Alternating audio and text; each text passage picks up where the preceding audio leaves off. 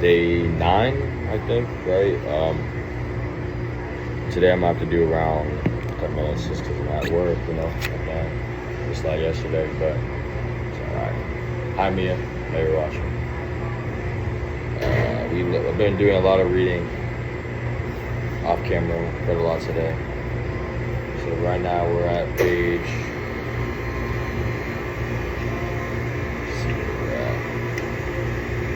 page 148, chapter 19, only about that much left in the book. So we're chilling. Let's get it started. The Fight Club mechanic is standing on the gas.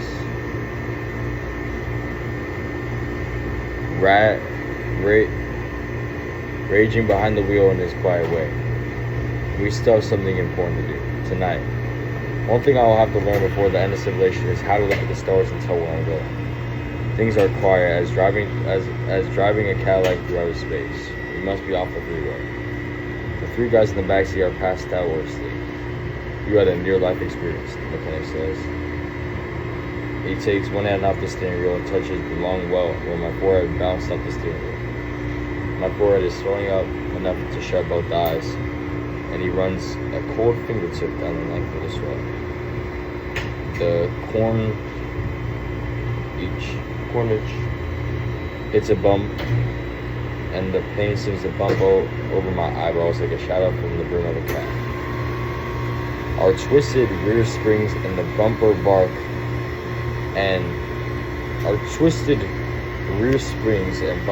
and creak in the quiet around the rush down the night road.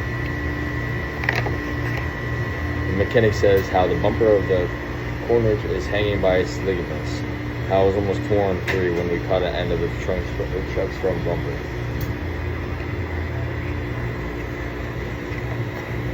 I asked, is tonight part of his homework for Project Mayhem? Part of it, he says. I had to make 4 human sacrifices, and I had to pick up a lot of fat for the soap. But it's still a plan. The mechanic starts talking, and it's pure Tyler Durden. I see the strongest and the smartest men who have ever lived, he says, his face outlined against the stars in the driver's window. And these men are pumping gas and waiting tables. The drop of his forehead, his brow, the slope of his nose, his eyelashes, and the curve of his eyes, the placid profile of his mouth, talking, these are all outlined in black against the stars.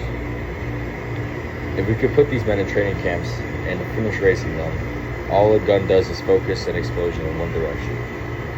You have a class of young, strong men and women, and they want to give their lives to something. Advertising has these people chasing cars and clothing they don't need. Generations have been working in jobs they hate just so they can buy what they really don't need. We don't have a great war in our generation or Great Depression, but we have as customers. I'll be right back. They tried to send for me. I'm back. Okay, where were we?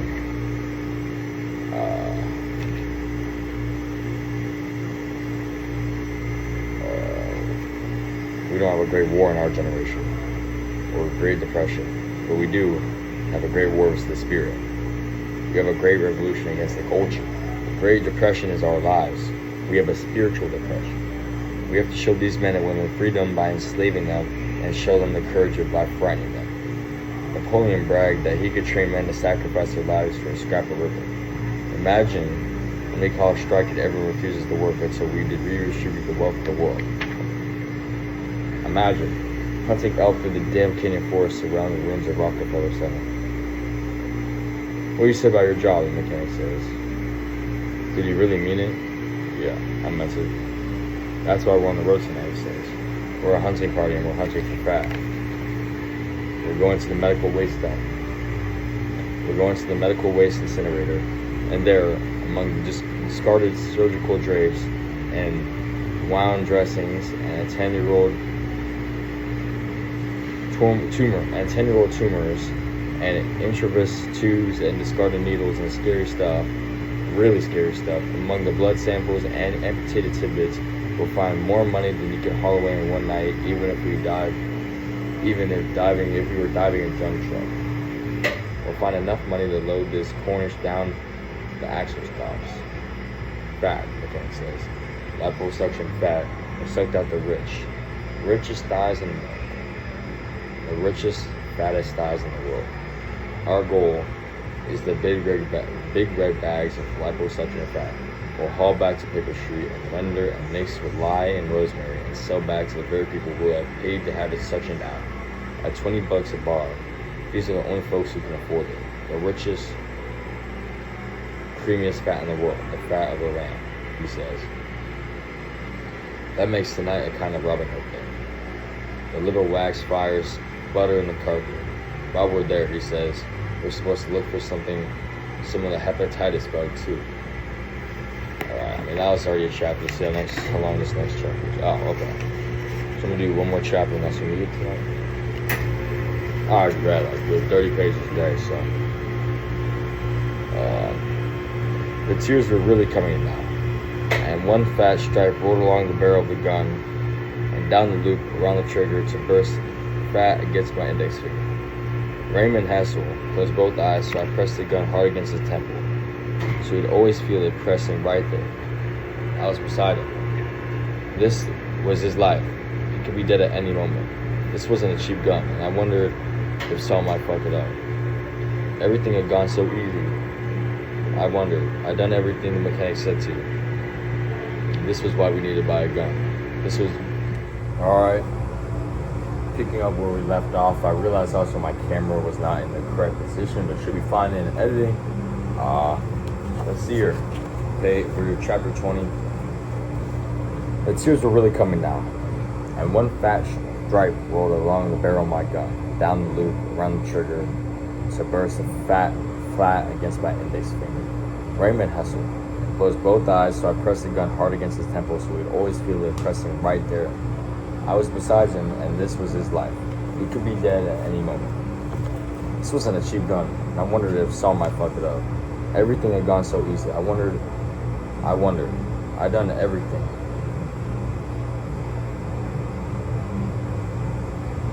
I'd done everything the mechanic said to do. This is why we needed to buy a gun. This was doing my homework. We each had to bring Tyler's 12 driver's license. This would prove we each made 12 human sacrifices. I parked tonight and waited around the block for Raymond Hessel to finish the shift at the all-night Kroger Mart. And around midnight, he was waiting for a night owl bus when I finally walked up and asked him for love. Raymond Hessel. Raymond didn't say anything. Probably figured I was after his money, his minimum wage, $14 in his wallet. Oh, Raymond Hessel. All 23 years of you. When you started crying, tears rolled down the barrel of my gun, pressed her temple. No, this wasn't about money. Not everything was about money. You didn't even say hello. You're not your sad little wallet. I said, nice night, cold but clear.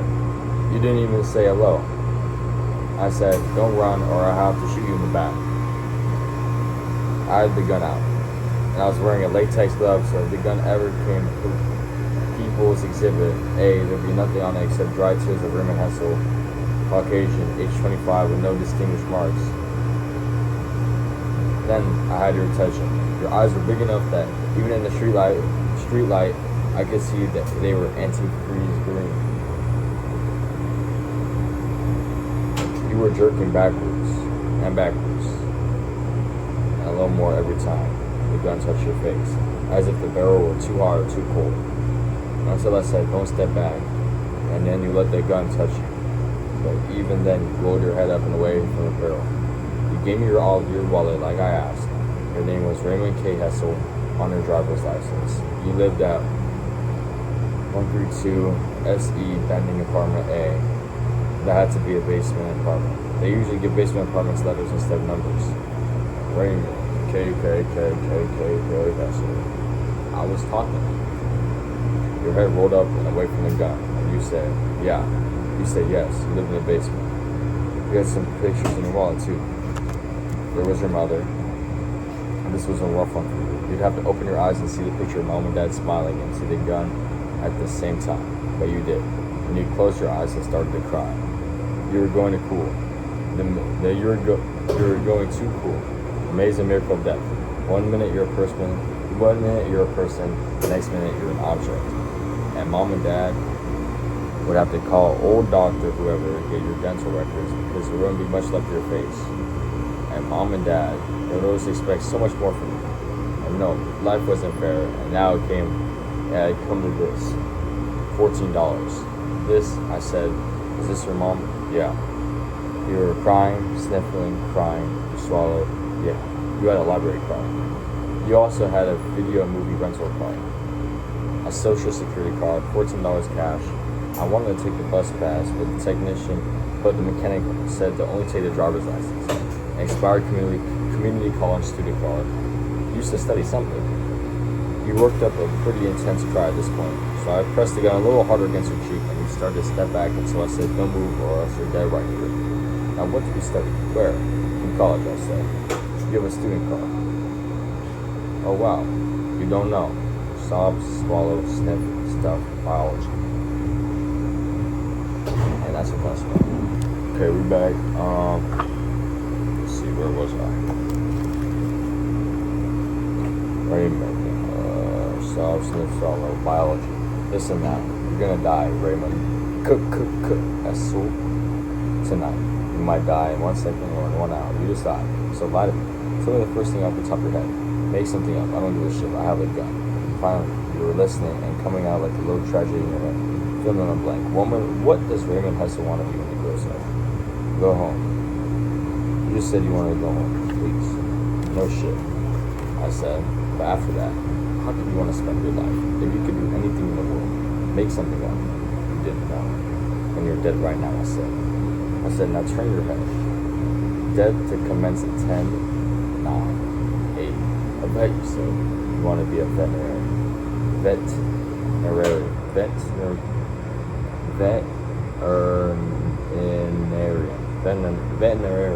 Why can't I say that? Veterinarian.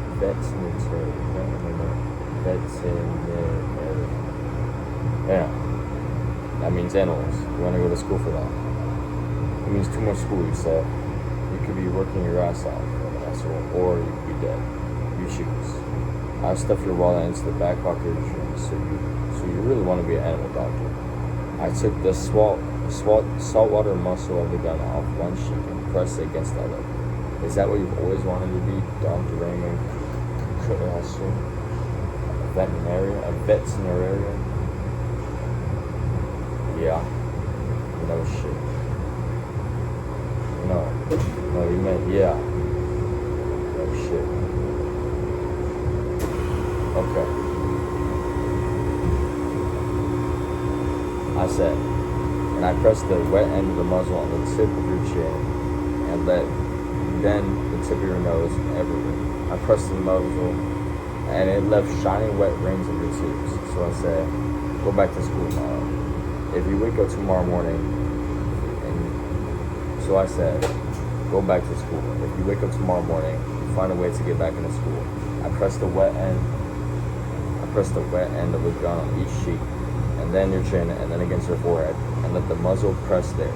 You might as well be dead right now, I said. I have your license. I know who you are. I know where you live. I'm keeping your license, and I'm going to check on you, Mr. Raymond K. Hessel, in 3 months, and then in 6 months, and then in a year. If you aren't back in school on your way to being a veterinarian, you will be dead.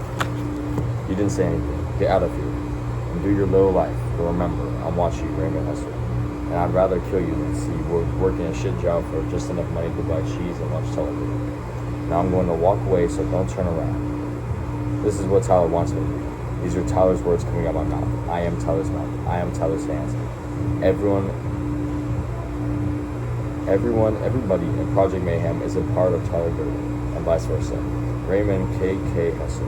Your dinner is going to taste better than any meal you've ever eaten, and tomorrow will be the most beautiful day of your entire life. Chapter 21. I'm going to end it right there. I know it's shorter just because I'm at work, but yeah.